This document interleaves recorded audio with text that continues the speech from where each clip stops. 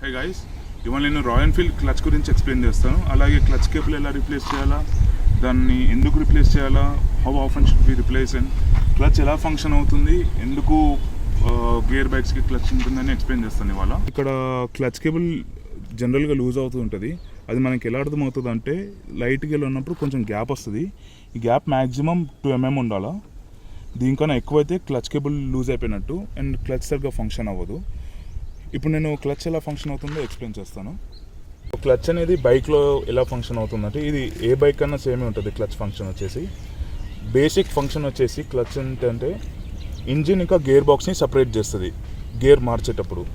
ఎందుకు అంటే gear మార్చేటప్పుడు gear box మీద మెకానికల్ ప్రెషర్ ఎక్కువ అవుతుంది. అందుకని దాన్ని కంపల్సరీగా ఇంజిన్ నుంచి సపరేట్ చేయాలి. లేకపోతే ఇంజిన్ అట్లీస్ట్ ఐడియల్లో 1000 RPM ఉంటుంది. సో ఆ మెకానికల్ ప్రెషర్ అంతా గేర్ బాక్స్ మీద పడుతూ ఉంటుంది. అది సపరేట్ చేయడం కోసము క్లచ్ ఉంటుంది ఏ గేర్ బైక్ అయినా. సో బేసిక్గా క్లచ్ కేబుల్ లూజ్ అయినా సరే, హార్డ్ అయినా సరే, అది ఎందుకు రిప్లేస్ చేయాలంటే, క్లచ్ ఫంక్షన్ ఏంటి, ఇంజిన్ ఇంకా గేర్ బాక్స్ని సపరేట్ చేయడం. దాంట్లో కప్లింగ్ ఉంటుంది, అది సపరేట్ చేయడం. అది సపరేట్ చేయకపోతే ఏంటంటే గేర్ బాక్స్ మీద ఇంజిన్ ప్రెషర్ వచ్చేసి పడుతూ ఉంటుంది. ఇంజిన్ ఆన్ ఉన్నా సరే, ఐడిల్లో ఉన్న 1000 RPM స్పీడ్ ఉంటుంది ఇంజిన్ది. సో ఆ స్పీడ్ అంతా గేర్ బాక్స్ మీద పడుతుంటుంది మెకానికల్ ప్రెషర్ లాగా. సో అందువల్ల క్లచ్ ప్లేట్స్ అనేవి బాగా వేర్ అండ్ టైర్ అవుతూ ఉంటుంది. క్లచ్ కేబుల్ రిప్లేస్ చేయడానికి జస్ట్ మనకు కావాల్సింది 12 number స్పానర్ ఒకటే and new clutch cable. Clutch cable వచ్చేసి నేను ఆటోమొబైల్ స్టోర్లో తీసుకున్నాను. You can get it in royal Enfield service centre or any automobile store. This cost around 90 rupees. Okay, so will see how to replace it. 12 number స్పానర్తోని first ఈ 2 bolts వచ్చేసి loose చేయాలా, so that clutch మొత్తం loose అయిపోతుంది.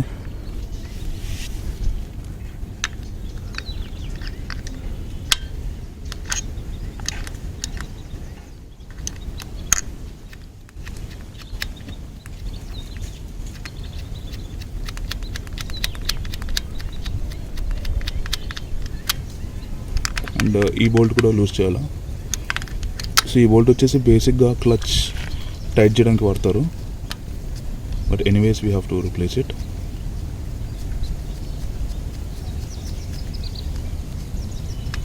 Once ఈ 2 screws loose చేశాక just ఇక్కడ నుంచి తీయాలా. దీంట్లో ఒక హుక్ టైప్ ఉంటుంది, తీసి వచ్చేస్తుంది.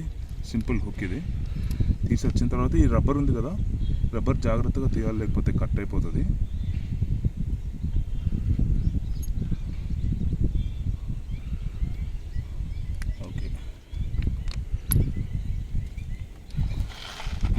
ఈ బోల్ట్ కూడా మొత్తం తీసేయాలా.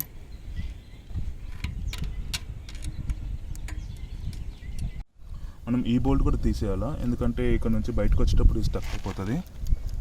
మనము అక్కడ క్లచ్ కేబుల్ తీసిన తర్వాత నెక్స్ట్ మనం ఇక్కడ తీయాలా. దీన్ని ఫస్ట్ మీరు ఇక్కడ నుంచి పుల్ చేసి ఇక్కడ బయటికి తీయాలా. దీని లోపల ఒక హుక్ ఉంటుంది, బయటికి తీసాక ఇది ఇక్కడ నుంచి కిందకి లాగాల. సో ఇక్కడ నుంచి క్లచ్ కేబుల్ మెల్లగా లాగాలి బయటికి. ఓకే, ఇది పాత క్లచ్ కేబుల్. నేను కావాలని కట్ చేసి దీని లోపల రస్ట్ అనేది చూపిద్దామని కట్ చేశాను. ఈ రస్ట్ వల్ల కేబుల్ అంతా బాగా హార్డ్ అయిపోతూ ఉంటుంది. మెల్లమెల్లగా ఇది బ్రేక్ అయ్యే ఛాన్సెస్ ఉంటుంది. ఇది కొత్త క్లచ్ కేబుల్. ఇది ఏంటంటే మనం దీని లోపల నుంచి తీసుకెళ్ళాలా. ఇది తీసుకెళ్ళాలంటే ఫస్ట్ ఈ నట్స్ మొత్తం తీయాలా, ఈ స్ప్రింగ్ కూడా తీయాలా, సో దట్ దీనిలోంచి వెళ్ళేటప్పుడు మనకేం ప్రాబ్లం అవ్వదు. ఇక్కడ నుంచి క్లచ్ కేబుల్ మనం లోపలికి తీసుకెళ్ళాలా. సో కేబుల్ నేను ఇక్కడ నుంచి పెట్టాను. ఇక్కడ నుంచి ఇలా తీసుకురావాలా. తీసుకొచ్చి ఇది యాక్చువల్లీ హోల్ అనమాట, థ్రెడ్డింగ్ లేదు, జస్ట్ నార్మల్ హోల్. దీని లోపలికి వెళ్తుంది. దీని లోపలికి వెళ్ళే ముందు దీంట్లో ఒక నట్ ఫిట్ చేయాలి మనము, ఎందుకంటే దీనికి ఇటువైపు ఒక నట్ వస్తుంది.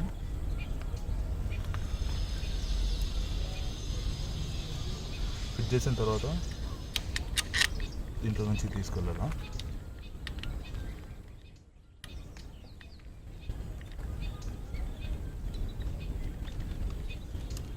ఒకసారి దీంట్లోకి వెళ్ళిన తర్వాత ఇక్కడ సెకండ్ నట్ ఫిట్ చేయాలా.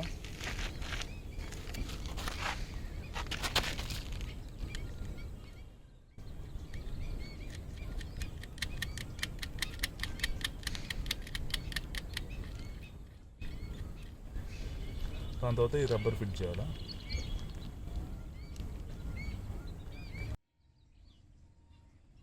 ఇప్పుడు నేను క్లచ్ కేబుల్ మొత్తం రిప్లేస్ చేసేసాను.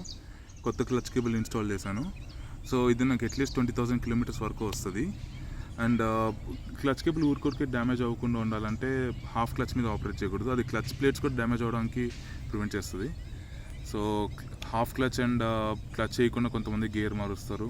సో అవన్నీ అవాయిడ్ చేస్తే క్లచ్ లైఫ్ ఎక్కువ వస్తుంది. అంతా ఇన్స్టాల్ చేయడానికి జస్ట్ మేబీ 5 to 10 minutes పట్టింది అంతే. If you do like the content please give it a thumbs up and subscribe to my channel. Because next వీడియోలో నేను రాయల్ ఎన్ఫీల్డ్ బైక్స్కి మాత్రమే డుక్ డుక్ సౌండ్ ఎందుకు వస్తుంది, ఆ థంప్ ఎందుకు వస్తుందో ఎక్స్ప్లెయిన్ చేస్తాను.